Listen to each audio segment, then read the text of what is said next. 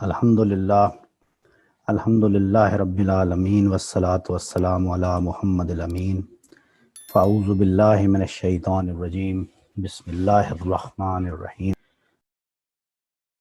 اب ہم ان الفاظ کو کھولتے ہیں۔ قلب و نظر، قلب و نظر کی زندگی دشت میں صبح کا سما، یعنی صحرا میں، دشت کہتے ہیں صحرا میں، صحرا میں جو صبح کا سما ہے، سورج کے طلوع ہونے کا جو سما ہے، وہ جو سین ہے، وہ جو سینری ہے، وہ قلب اور نظر کو جلا بخش رہا ہے، زندگی دے رہا ہے۔ یعنی اس کا عام مفہوم یہ ہے، قلب و نظر کو دشت میں، سب لوگ صحرا میں تو گئے ہی ہوں گے، آپ نے دیکھا ہوگا کہ صحرا کی جو ایک وسعت ہوتی ہے، صحرا کی اصل چیز کیا ہوتی ہے؟ وسعت۔ تو اس وسعت میں جب صحرا کے دوسرے کنارے سے صبح طلوع ہو رہی ہوتی ہے تو وہ جو آسمان کا اس وقت رنگ بدلنا، سیاہ سے نیلا ہونا، اور اس پورے کے پورے سما کو جس طرح، یعنی ابھی صحرا تاریک تھا، ریت تاریک تھی، اور ایک رنگ اس میں سے ابھر رہا ہے، اور وہ جو سما ہے اس سما کو اب یوں سمجھیں کہ ایک کینوس پر وہ تصویر بنا رہے ہیں، پکچرائز کر رہے ہیں، اور ایک مصرع پڑھ کے آپ سب لوگوں کے اندر وہ تصور، وہ امیجنیشن پیدا ہو گیا ہے، ایسا لگ رہا ہے کہ آپ وہاں کھڑے ہیں اور اس سین کو دیکھ رہے ہیں۔ تو وہ کہتے ہیں کہ وہ جو سما ہے صبح کا، وہ ایک طرح سے زندگی پیدا کر رہا ہے قلب میں اور نظر میں۔ یہ قلب اور نظر کو ہم ابھی کھولتے ہیں۔ دوسرا مصرع کیا ہے؟ چشمہ آفتاب سے نور کی ندیاں رواں۔ چشمہ آفتاب، آپ یہ دیکھیں کہ آفتاب اصل میں تو آگ ہے، اور چشمہ کہتے ہیں پانی کا۔ یہ آپ نے دیکھا کس طرح انہوں نے اس لفظ کو باندھا ہے، چشمہ آفتاب۔ اس کی وجہ کیا ہے؟ اس کی وجہ یہ ہے کہ آپ جب سورج کو بہت غور سے دیکھتے ہیں نا، ابھی بھی آپ کبھی گوگل پہ یا یوٹیوب پہ سورج کی جو تصویریں یا ویڈیو جو لی ہوئی ہے انہوں نے، اس کو اگر آپ توجہ سے دیکھیں گے تو ایسے لگتا ہے کہ اس میں سے پھوٹ رہے ہیں چشمے پھوٹ رہے ہیں۔ تو چشمہ آفتاب سے کس چیز کی ندیاں رواں ہیں؟ نور کی ندیاں رواں۔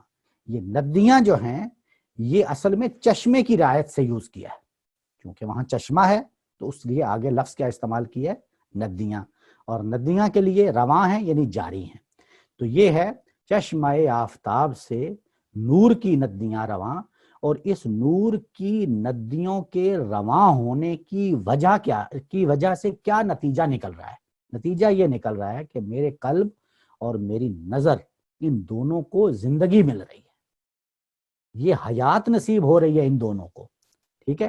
تو اب آپ دیکھیں، قلب کا مطلب تو دل ہوتا ہے اور نظر کا مطلب بصارت ہوتا ہے، یہ تو آپ جانتے ہیں، میرے دل کو اور میری بصارت کو۔ تو اس کو اگر آپ باول وہلا دیکھیں تو وہی لگتا ہے کہ چونکہ سما آپ دیکھ رہے ہیں، وہ صبح کا سما دیکھ رہے ہیں ریگستان میں کھڑے ہو کے، تو اس سما کا آپ کے دل پر اثر ہو رہا ہے، اور آپ چونکہ اپنی آنکھوں سے دیکھ رہے ہیں تو آپ کی نظر کو بھی اثر ہو رہا ہے۔ تو نظر اور دل پر کیسا اثر ہو گیا؟ مثبت اثر ہو رہا ہے، اچھا سما لگ رہا ہے اور اس میں زندگی مل رہی ہے۔ لیکن اب آپ اگر دوسری اصطلاحات کی نظر سے دیکھیں گے تو قلب کہتے ہیں، قلب اصل میں وہ بصارت ہے جس سے آپ مشاہدہ حق کرتے ہیں، اور نظر وہ بصارت ہے جس سے یہ، یعنی حواس ہیں، نظر حواس، ہمارے حواس ہیں، نظر حواس میں سے ایک چیز ہے نظر، اور حواس جو ہیں اس کی دسترس زیادہ سے زیادہ آپ کے سامنے جو مادہ ہے اس تک رہے گی۔ یہ بات آپ فالو کر رہے ہیں نا؟ قلب ہے جو اس سے باہر چلا جاتا ہے، اس کی بصارت اس سے بہت دور کی ہے، اور یہ دونوں چیزوں کو جمع کر دیا کہ مادہ اور خالق مادہ، آپ یوں کہہ لیں، یعنی کائنات اور خالق کائنات،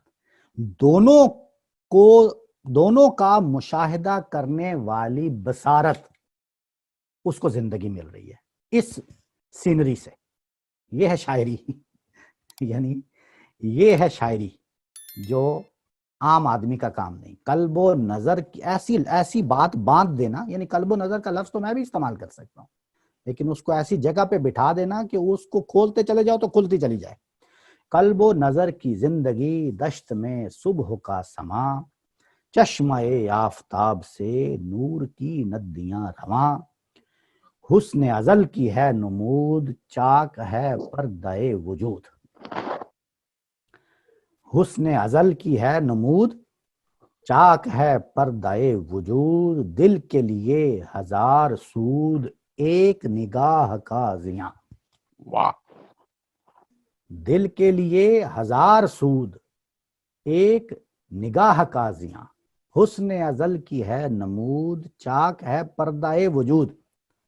اب یہ پہلے آپ کو الفاظ بتا دیتا ہوں اور پھر اس کو پہلے تو آپ نے دیکھ لیا اس کا شعری حسن, دیکھ لیا نا شعر کیسا موسیقیت میں بٹھایا ہے. حسن ازل کی نمود, کیا آوازیں ہیں, جہاں چاہتے ہیں آواز میں شکوہ پیدا کر دیتے ہیں, جہاں چاہتے ہیں اس میں نرمی پیدا کر دیتے ہیں. اب یہاں پہ دیکھیں, یہاں پہ شکوہ پیدا کر دیا, بلندی ہے آواز کی. حسن ازل کی نمود چاک ہے پردہ وجود, دل کے لیے ہزار سود ایک نگاہ کا زیاں.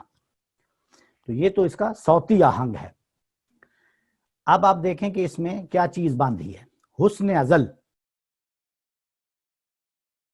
ایک ایک لفظ کر کے لیتے جائیں. حسن ازل, اب میں چاہوں گا یہ ازل کا لفظ ہم نے وہاں بھی پڑھا تھا مسجد قرطبہ میں. اس میں ایک بات تو یہ سمجھ لیں کہ ازل جو ہے, ازل تا ابد, یہ لفظ تو آپ کو پتا ہے نا, الفاظ تو پتا ہے نا کہ ازل کہتے ہیں ہر چیز سے پہلے اور ابد کہتے ہیں ہر چیز کے بعد تک.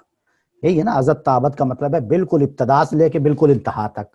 یہ تو پتا ہے نا, یہ بھی کسی نے نہیں بتایا.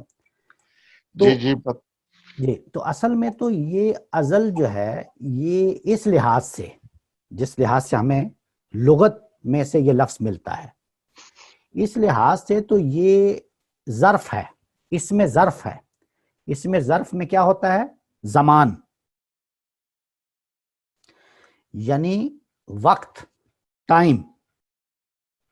یہ ایک ٹائم ہے نا, جب آپ کہتے ہیں کہ ابتدا تو یہ ٹائم ہے نا, تو زمان ہے. لیکن زمان میں اور ازل میں یہ فرق ہوتا ہے کہ زمان کی ابتدا سے پہلے کا وقت.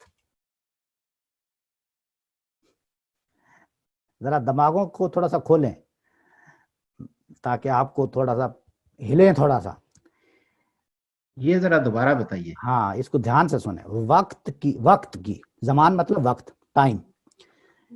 زمان کی ابتدا سے پہلے کا وقت, وقت کی آپ یوں کہہ لیں, چلے وقت کہہ لیتا ہوں پھر زیادہ سمجھ آئے گی.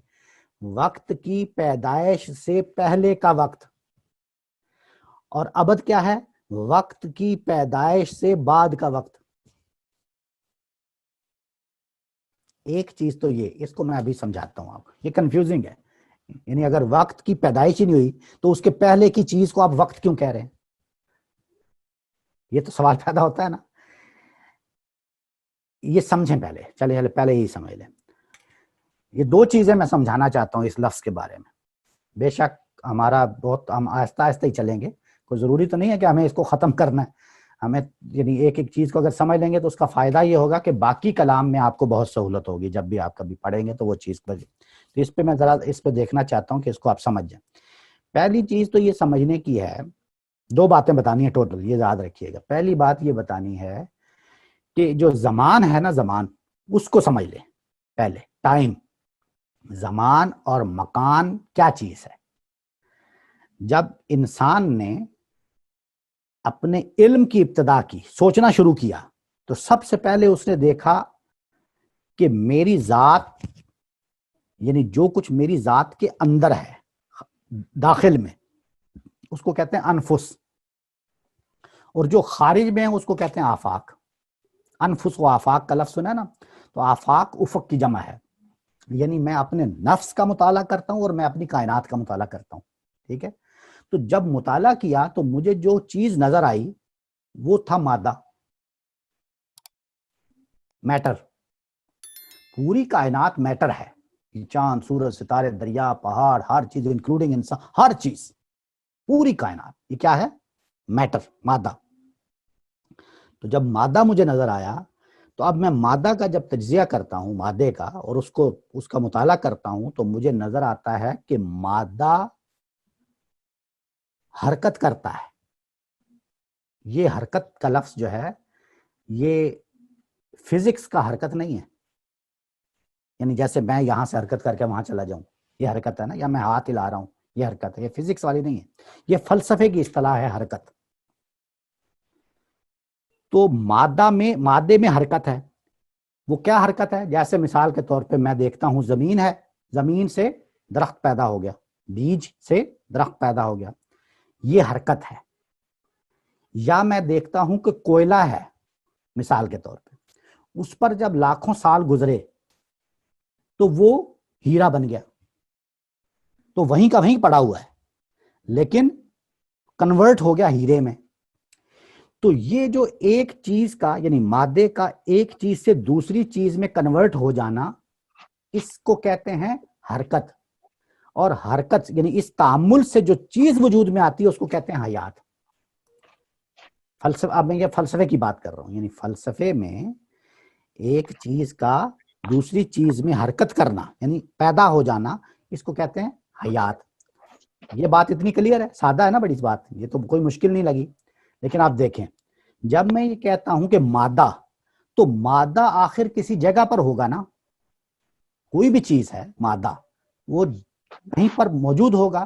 تو یہ بات کہ وہ کہیں پر موجود ہوگا، یہاں سے مکان کے تصور نے جنم لیا. یعنی مادہ مکان میں ہے، مکان مطلب اسپیس. یہ ٹرم آپ نے سنی نا، ٹائم اینڈ اسپیس، یہ میں اس کی وضاحت کر رہا ہوں اور بڑے سادہ الفاظ میں کر رہا ہوں تاکہ کوئی الجھن نہ ہو. مادہ تھا تو مادہ کہیں پر موجود ہوگا، تو اسپیس کے کنسپٹ نے جنم لے لیا. ٹھیک ہے. اب میں مثلاً کہتا ہوں کہ مادہ حرکت کرتا ہے، یہ تو میں دیکھ رہا ہوں نا، یعنی یہ میں مشاہدہ کر رہا ہوں کہ کوئلہ تھا تو ہیرا بن گیا، بیج تھا تو درخت بن گیا، یہ حرکت میں دیکھ رہا ہوں. تو حیات کا تصور تو پیدا ہو چکا تھا. لیکن میں دیکھتا ہوں کہ کوئلہ تھا ایک وقت میں اور ایک دوسرے وقت میں وہ ہیرا بنا، یعنی ابھی کوئلہ تھا اور پھر ایک دوسرا ایک پوائنٹ ہے جب وہ ہیرا. تو یہ جو دو پوائنٹس ہیں ان کے مطالعے نے مجھے زمان کا تصور دے دیا. ایک وقت میں ایک چیز تھی اور حرکت کے باعث اب دوسرے وقت میں وہ دوسری چیز ہے. تو ٹائم کیسے پیدا ہوا؟ ٹائم کیسے پیدا ہوا یعنی ٹائم کا جنم کیسے ہوا، زمان کا کیسے جنم ہوا، یہ ہے. تو اس کے یہاں پر آپ نے زمان اور مکان کو سمجھ لیا. مادہ، حرکت، حیات، زمان اور مکان. مادہ، حرکت، حیات، زمان اور مکان، یہ 5 چیزیں جو ہیں بڑی سادہ ہیں. مجھے کبھی کبھی خوف آتا ہے کہ میں آپ کو کنفیوز تو نہیں کر رہا، لیکن میرا خیال ہے بڑی سادگی سے ہم لوگوں نے یہ سمجھ لیا ہے کہ مادہ تھا، اس میں حرکت ہوئی، حیات کا تصور پیدا ہوا. وہ مادہ کہیں پایا جاتا ہے تو مکان کا تصور پیدا ہو گیا. اور اب اس مادے میں جو حرکت ہوئی ہے ایک پوائنٹ سے دوسرے پوائنٹ تک، حرکت سمجھ گئے نا آپ، کوئلے کا وہ بن جانا، بیج کا درخت بن جانا. تو ایک پوائنٹ سے دوسرے پوائنٹ میں کنورٹ ہونا کا جو فاصلہ ہے اس کو میں زمان کہتا ہوں، اس کو میں ٹائم کہتا ہوں. تو یہ ٹائم پیدا ہوا. اب یہاں تک تو بات کلیئر ہو گئی. اب ہم واپس چلتے ہیں. یہ ساری بات مرہون منت ہے مادے کی. مادہ ہوگا تو مکان ہوگا، مادہ ہوگا تو زمان ہوگا. یعنی مادہ ہوگا تو اس میں حرکت ہوگی، حرکت ہوگی تو حیات کا تصور ہوگا، حیات کا تصور ہوگا تو ایک چیز سے دوسری چیز میں کنورژن ہوگی، اور وہ ہوگی تو زمان ہوگا. تو لہٰذا زمان اگر مادہ نہیں ہے ابھی پیدا ہوا، جو کہ نہیں پیدا ہوا ابھی، تو اگر نہیں پیدا ہوا تو یہ زمان اور مکان اور حیات اور حرکت یہ تو تصورات کچھ بھی نہیں ہیں. تو اگر نہیں تھا یعنی مادہ نہیں تھا, نتھنگنیس تھی, تو اس وقت کیا تھا؟ اس وقت ذات تھی.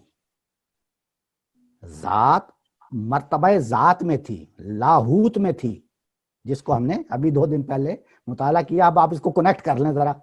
تو ذات تھی نا, تو زمان سے پہلے کا وقت, اب میں نے لفظ وقت استعمال کر لیا. جب زمان نہیں تھا, جب یہ مادہ نہیں تھا, حرکت نہیں تھی, حیات نہیں تھی, زمان نہیں تھا, مکان نہیں تھا, تو کیا تھا؟ ذات تھی. تو وہ جو ذات تھی جب, اس وقت کو کہتے ہیں ازل.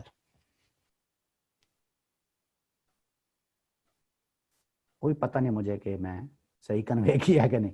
بہرحال بھائی جی ملک صاحب بہت اچھی طرح کنوے ہو گیا, اور بلکہ بہت اچھی طرح سمجھ بھی آ گیا آج پہلی دفعہ. چلو الحمدللہ. تو اس وقت کو کہتے ہیں ازل. یہ تو میں نے ایک بات آپ کو بتائی, یہ اتنی بات آپ کو کلیئر ہو گئی. یہ جو باتیں اس لفظ کے بارے میں نے کتنی باتیں بتانی تھی؟ 2. ان 2 میں سے ایک بات میں نے تفصیل سے وضاحت کر دی کہ یہ ازل ہوتا کیا ہے. دوسری بات جو ہے وہ ادبی نوعیت کی ہے, یعنی فنی نوعیت کی ہے. وہ یہ ہے کہ یہ اصل میں اس میں ظرف ہے. یہ میں نے ابھی آپ کو بتایا, اس میں ظرف ہے. اور اس میں ظرف کا کیا مطلب ہوتا ہے وہ میں نے بتا دیا, یعنی کسی وقت کا بیان. تو ازل کا مطلب ہے. لیکن علامہ اقبال کے کلام میں 99% جہاں پہ لفظ ازل آئے گا, اصل میں ظرف بول کر مظروف مراد لی جاتی ہے, فعل بول کر مفعول مراد لی جاتی ہے. آپ یوں سمجھیں کہ اصل میں وہ کہنا کیا چاہتے ہیں؟ کہنا چاہتے ہیں ازلی. کہنا کیا چاہتے ہیں؟ ازلی. یہ یعنی اللہ کی ذات. اللہ کی ذات, بالکل صحیح پہنچے آپ. یعنی اصل میں وہ اس ذات کی طرف اشارہ کرنا چاہتے ہیں. جب آپ کہتے ہیں نا سلسلہ روز و شب ساز ازل کی فغاں, تو یہ اس وقت کی نہیں ہے بلکہ اللہ تعالیٰ سے مراد ہے. اسی طرح یہاں پہ حسن ازل یعنی حسن ذات, یہ بالکل واضح ہوئی بات. حسن ازل سے کیا مراد ہوئی, یا صبح ازل سے کیا مراد ہے, یا ازل سے کیا مراد ہے؟ ازل بالکل واضح ہو گئی. ظرف بول کر مظروف مراد لیا جاتا ہے, اور اس سے مراد ہے اللہ تعالیٰ کی ذات. تو حسن ازل کی ہے نمود, چاک ہے پردائے وجود. وجود کیا ہے؟ اللہ تعالیٰ. جی بالکل وہی ذات. تو اب اس مصرے کو اب آپ دیکھیں, یہ اتنی تفصیل بتانے سے امید ہے کچھ فائدہ ہوا ہی ہوگا. یہاں پہ اگر نہیں بھی ہوا تو باقی کلام میں ضرور فائدہ ہوگا.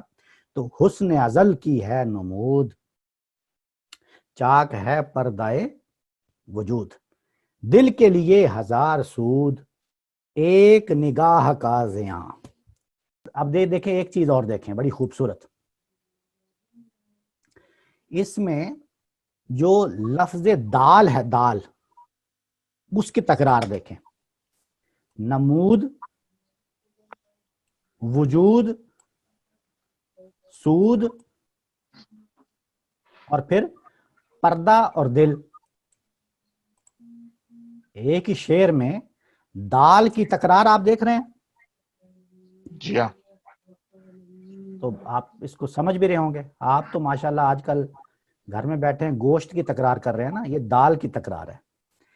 اس میں آپ دیکھیں جو اس میں ایک چیز پتہ نہیں اپنا انوار قریشی بھائی ہیں کہ نہیں, وہ آپ کو اچھا بتا سکتے ہیں. وہ نہیں ہے. اچھا وہ نہیں ہے.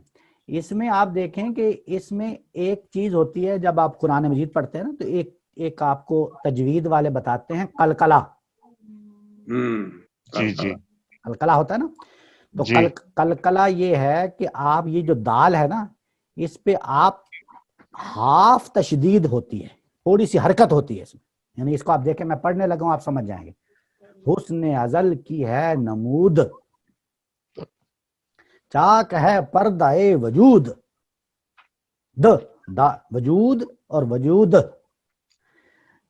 دل کے لیے ہزار سود ایک نگاہ کا زیاں. تو یہ جو قلقلے سے اس کا کیا کیا انہوں نے، اس کی شان بڑھا دی، اس کا ایک شکوہ بڑھا دیا. وہ یاد ہے آپ کو وہ ایک کون سی فلم تھی انڈیا کی، اپنا مغل اعظم، اس میں جو پرتھوی راج ہوتا ہے اس کا جو بیان کرنے کا جو ڈائلاگز وہ بولتا ہے اس میں وہ ہر بات پہ قلقلہ کرتا ہے، اس سے ایک شان پیدا ہوتی ہے نا. یہ آواز، یہ صوتی آہنگ میں آپ کو بتا رہا ہوں، جو یقیناً ہر ایک نے وہ ڈائلاگ سنے ہوں گے. تو حسن ازل کی ہے نمود، چاک ہے پردہ وجود، دل کے لیے ہزار سود ایک نگاہ کا زیاں.